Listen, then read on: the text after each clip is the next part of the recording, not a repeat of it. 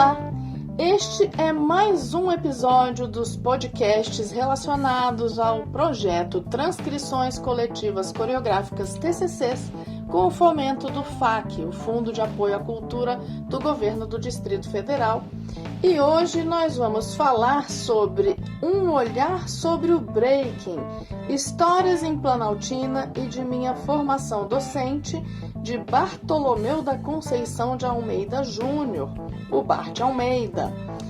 Bartolomeu da Conceição de Almeida Júnior é licenciado em dança pelo Instituto Federal de Brasília, é pesquisador, integrante do coletivo Transcoreográfico, foi fundador e membro da diretoria do Centro Acadêmico do Curso de Licenciatura em Dança do IFB. Durante os anos de 2014 a 2016, foi bolsista do PIBID da CAPES, com atuação em projeto de iniciação à docência em escola da rede pública da Secretaria de Educação do Governo do Distrito Federal. Depois disso, atuou como professor temporário de 2018 a 2022. Tem experiência na área de artes, com ênfase em danças urbanas, atuando principalmente nas danças ligadas à cultura hip-hop, performance em locais de grande circulação e sonoplastia de cena com aparelho de DJ. Em 2016, fundou a B-Arte Produções, que inicialmente tinha como objetivo organizar eventos e atualmente se tornou um selo musical. Então, seja bem-vindo, Bart Almeida, a esse podcast no qual a gente vai falar sobre o seu TCC, Um Olhar sobre o Breaking, Histórias em Planaltina e de Minha Formação Docente. Eu vou começar te perguntando: quais foram as descobertas mais relevantes que você encontrou ao pesquisar para o seu TCC? Primeiro, agradecer pela oportunidade de estar aqui, contribuindo com conhecimento, fluindo tudo isso e revivendo esse trabalho inicial que eu fiz ao final da graduação.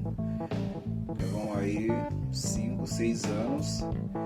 Eu acho que eu entender essa questão do break, ele veio antes dessa música que a gente conhece popularmente hoje como hip hop. Então a gente está atrelado a essa música funk, soul, jazz. E adjacente disso, isso ainda nos anos 60, 70, somente no final dos anos 80 para os 90 que a gente está mais próximo desse hip hop, dessa música hip hop que é comercializada hoje. Então, as grandes referências foi aquelas bandas e pessoas que marcaram época com o funk e com o soul. Primeiro é James Brown, o grande cabeça desse novo produto que é o funk, de sucesso norte-americano, mas de origem negra, propriamente do continente africano, sem imensidão que foi. Então, a primeira grande descoberta, o meu TCC pega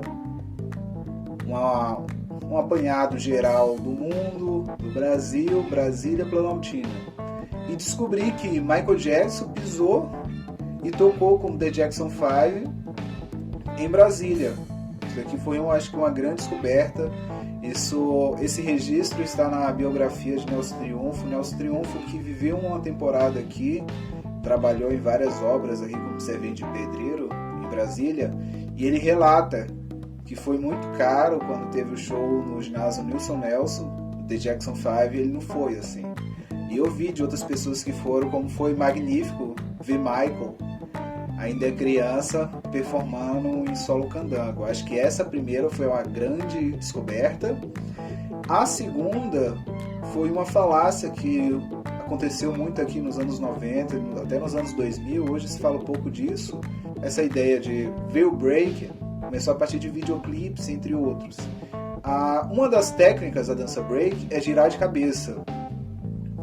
Porém, hoje a gente vê o giro de cabeça assim, de forma magnífica. Mas quando esse movimento, essa técnica de girar de cabeça começou, era simplesmente o que a gente chama de dar um parafuso e depois cair no chão. No Brasil, inventaram a história que girava de cabeça e caía no chão em manifesto aos helicópteros que caíam no Vietnã, norte-americanos. Um dia trouxeram uma pessoa de grande renome, caso que a gente denomina b-boy, um norte-americano mais velho, e perguntou se é verdade, como era legal que vocês giravam de cabeça e caíam no chão em manifestação aos helicópteros que caíam. Aí ele perguntou, nossa, que legal, no Brasil vocês faziam isso? A gente nunca pensou nisso. Mas foi uma romantizada, assim, algo que criaram e todo mundo acreditou, assim. Foi uma história que se vendeu no Brasil. Alguém imaginou, falou para o outro e se tornou a verdade. Que em nenhum momento isso aconteceu, porque eles não tinham uma técnica apurada ainda. Os cordos ainda não tinham essa técnica de você fazer o giro de cabeça e complementar com outro movimento. Então simplesmente caiu no chão numa pose que a gente chama de stance. Então acho que as duas maiores descobertas assim, extremos, seja da música e da dança, foi essa. É engraçado, se eu falo isso para alguns, a maioria não acredita nesses dois pontos, mas está comprovado. Interessante, Bart. E assim, você citou Nelson Triunfo e pode ser que alguns dos nossos ouvintes não saibam quem ele é. Acho que é legal você explicar um pouquinho, né? Que ele esteve em Brasília, você acabou sabendo disso, mas quem é Nelson Triunfo? Nelson Triunfo é um dançarino, ele não chega a ser considerado um b-boy.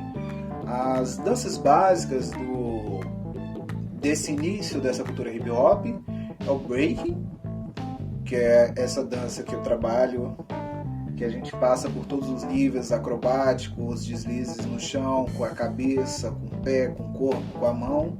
A gente tem o pop, que era mais próximo àquilo que o Michael Jackson dançava, e o locking, que foi uma dança, uma das primeiras a surgir, que traz essa ideia do clown, do palhaço. O Nelson Triunfo, ele era quase uma mistura dessas três, assim, mas ele se destacou por uma questão midiática, assim. Ele foi eleito, sempre a gente elege pessoas para ser o representante daquilo. Então o Nelson Triunfo era uma forma de dançar e se expressar, movimentos de pés principalmente, uma pessoa que desculpa aqui, eu não lembro qual cidade qual estado do Nordeste ele veio. Saindo de lá, ele passou um tempo em Brasília e depois se fixou em São Paulo, dançando nas ruas e tudo mais. E ele se destacou nesse aspecto, assim, com um grande propulsor dessa dança funk, inspirado na música funk. Então, Nelson Triunfo é uma referência nacional nessa ideia da dança a partir da música funk. Por isso que ele é... Para explicar Nelson Triunfo, só assistindo um vídeo de Nelson Triunfo. Então abra aí o YouTube e veja, assim. Porque explicar Nelson Triunfo só com os olhos, assim, com os ouvidos é bem difícil. Interessante, olha aí, galera. Quem quiser saber quem é Nelson Triunfo, coloca aí no Google, digite, busque seus vídeos e assista. E por falar em vídeo, você criou um documentário durante a sua pesquisa. Então eu queria que você falasse um pouco sobre esse documentário. O documentário é Breaking, uma história de vários. A construção da dança breaking, como eu já falei aí, é um conjunto muito grande, seja desse seu início, nesse aspecto que eu trago no TCC, mundial até regional. O regional específico em Planaltina, eu faço um recorte de um grupo que surgiu em Planaltina. Um dos integrantes é o Duque J, hoje somente com o grupo Tribo da Periferia, de grande sucesso, para alguns, é claro, nas redes sociais. E tinha esse grupo chamado Vários Loucos. Quando eles lançaram o primeiro álbum deles, eles fizeram um videoclipe chamado Bom é Viver. Se você procurar aí no YouTube, você vai encontrar em uma qualidade inferior, daquele tempo do... Como é que é o nome do grupo? O nome do grupo é Vários Loucos. Você falou rápido, não deu pra entender. Costume, Vários Loucos, assim. E o nome da música é Bom é Viver.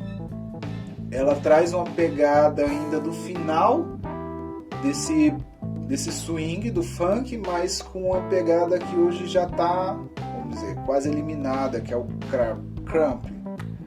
É uma batida mais rápido. E nesse clipe trazia vários trechos de solos de b-boys que dançavam nos anos 2000 em Planaltina. Então, a partir daquele evento, eu fiquei, cara, eu quero fazer isso, esses movimentos. Então o documentário começa daí, eu trago o relato de um dos integrantes, que chama DJ Bola Tribo, e de vários outros b-boys que entenderam sobre essa história, começaram a dançar a partir disso, e também de um jornalista que acompanhou esse trajeto. E foi uma forma que eu encontrei para trazer esse relato dessas pessoas pro TCC e ficar de forma artística. Então eu peguei esse conjunto de relatos dessas pessoas, incrementei com trechos de eventos que eu realizava em Planaltina, que era o Encontro de B-Boys e B-Girls. B-Boy, B-Girl. Quando nos primórdios aí que a gente tem notícia, final dos anos 60, 70, um cara saiu da Jamaica, Kurek, ainda está vivo, e se mudou para o Bronx, um bairro bem violento e afastado da ilha de Manhattan, em Nova York. E ele começou a fazer pequenas festas, mixando a partir de 2 discos. Um dia ele descobriu que ele comprou 2 discos iguais e repetiu um trecho da música, a parte instrumental, que geralmente era o refrão ou o final da música. E aí era a parte que essas pessoas que faziam movimentos acrobáticos ficavam mais instigadas com o movimento, ficavam, vamos dizer, pipoca quente. Esqueci o termo em inglês para isso agora. Eles ficavam agitados, e aí a galera começou a falar que ele parava a música, porque ficava repetindo, fazia o break da música. Por isso que é B-Boy ou B-Girl. Hoje a gente conhece essa função eletrônica dentro dos equipamentos de DJ como loop. A gente faz o loop. Naquele caso, naquela época, como a gente não tinha um nome destinado para isso, colocou como o break da música. Então, é break boy e break girl que pratica o breaking com ING no final. Essa dança. Então, saindo lá do final dos anos 70, voltando para os anos de 2010 em Planaltina, construí esse documentário com relato desses vários, como já diz Break, uma história de vários, construindo esse relato assim de vivências a partir desse momento, esse lançamento desse videoclipe Bom é Viver, trazendo vários pontos de vista, o ponto de vista do DJ, o ponto de vista de quem dança, o ponto de vista do produtor, o ponto de vista de um jornalista. E aí, com isso, criei esse conjunto, que é esse documentário, Break, uma história de vários, utilizando ele como referência para o próprio TCC, para a última parte, onde eu falo sobre Planaltina. Interessante. Além do documentário, você também tem, né, o seu TCC, ele teve diversos produtos, né, teve esse documentário, e como produto também você trouxe uma metodologia de ensino de dança com as formas geométricas. É super interessante porque é bem didático, né, com formas como triângulo, quadrado, hexágono e tudo mais. Eu queria saber o que impulsionou você a criar essa metodologia. Começa que um dia eu estava conversando com um amigo e a gente chegou a essa conclusão. Realmente o break é uma dança solitária. No momento da execução, no momento da prática. Quando é para acontecer, é você com você mesmo. Com isso, a gente tem que criar as próprias, vou dizer, coreografias. A gente chama de uma estrutura improvisada a partir da música. Assim, a gente tem um ritmo definido, mas a gente não tem uma música. Então a melodia sempre muda de uma música para outra. A melodia da música, ela sempre varia. O ritmo não, o ritmo quase permanece o mesmo. Talvez a timbragem daquela percussão. Então a gente acaba criando as nossas estruturas improvisadas ali. E eu percebi que eu sempre tinha uma dificuldade para lembrar daquilo que eu fazia. Eu criava num dia e esquecia no outro. Eu falei, rapaz, isso é meio difícil. Eu comecei a criar saídas assim, individuais para conseguir lembrar essas sequências. A minha dificuldade sempre foi direita, esquerda, quantidade de passos. Então comecei a criar alguma lógica dentro desses passos para executar essas estruturas. Eu acho que o mais básico assim, que eu consegui naquele momento, principalmente pelos lugares onde a gente fazia as práticas de break, era o quadrado. Então eu enumerava as arestas do quadrado, 4, uma caixa, vamos dizer assim, e fazia uma sequência. 3, 2, 1, 1. agora só com a perna esquerda era uma sequência 2, 4, 2, 2. Isso dentro do ritmo. E a partir do momento que foi necessário começar a dar aula na rede pública, a partir do programa PIBID, isso se ampliou ainda mais, porque antes era apenas o Bart, e agora era o Bart dando aula para 30 a 25 pessoas de uma única vez. Assim. Então foi desafiador, mas cada um criava aquilo que era autoral. Então era bastante interessante você repassar, deixar eles livres para criar. Às vezes criava de forma aleatória e eu executava todo mundo em conjunto, assim. Quase uma coreologia, né? Interessante. E aí, aproveitando que você está falando da sua atuação como artista, professor também, de que forma o seu TCC impactou sua vida como artista e professor de dança? Acho que o principal impacto é parar de ter certeza de tudo. Às vezes a certeza é momentânea. Então, como pesquisador, até o momento que você apresentou a pesquisa, você tem certeza daquilo. Passou um mês, passou um ano, passou 5 anos, as coisas já mudaram, assim. Então, essa questão de escrever um trabalho de conclusão de curso, uma pesquisa, traz isso assim, a constante atualização, seja de informações, seja de metodologia, seja de referências bibliográficas, descobertas, documentários e tudo mais, e principalmente o registro, assim, deixar registrado, porque às vezes pessoas, principalmente pessoas morrem, ainda mais na realidade que eu vivi, e as informações se perdem.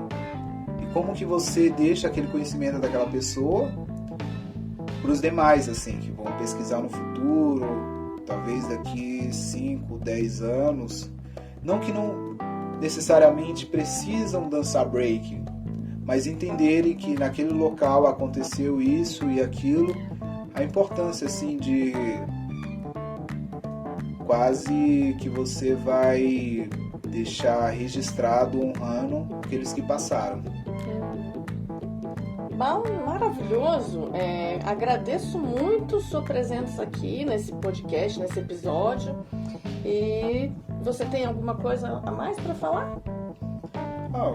Poderia acrescentar a colaboração assim, de todo mundo que passou por mim nesse período do início de dançar, aliás, do início quando eu comecei a praticar capoeira até o momento da conclusão do curso, da colação, todos os professores, entender que cada um ensina aquilo que tem capacidade, assim, como você recebe aquilo, que é o grande diferencial, os exemplos, perceber que algumas pessoas têm um certo padrão, como você vai agir com elas, como agiu com pessoas atrás, tempos atrás, então é entender sempre esse conjunto e ter uma visão mais de pesquisador, sempre relembrando, da mesma forma que algumas referências que eu usei no TCC, eu posso usar futuramente, outras não.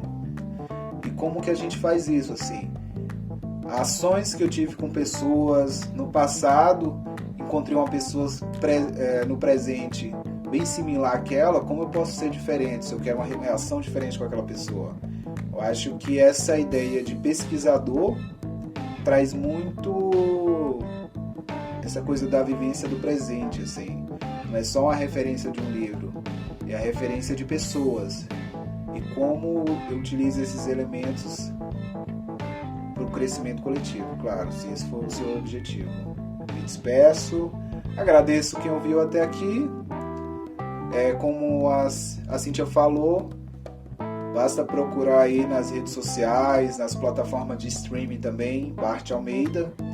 Comecei a lançar algumas músicas aí como produtor e break que segue. Quem sabe aí até as Olimpíadas essas músicas vão estar tocando. Se você está ouvindo isso pós-Olimpíadas, fico feliz. Então tá bom, a gente fica por aqui. Até mais.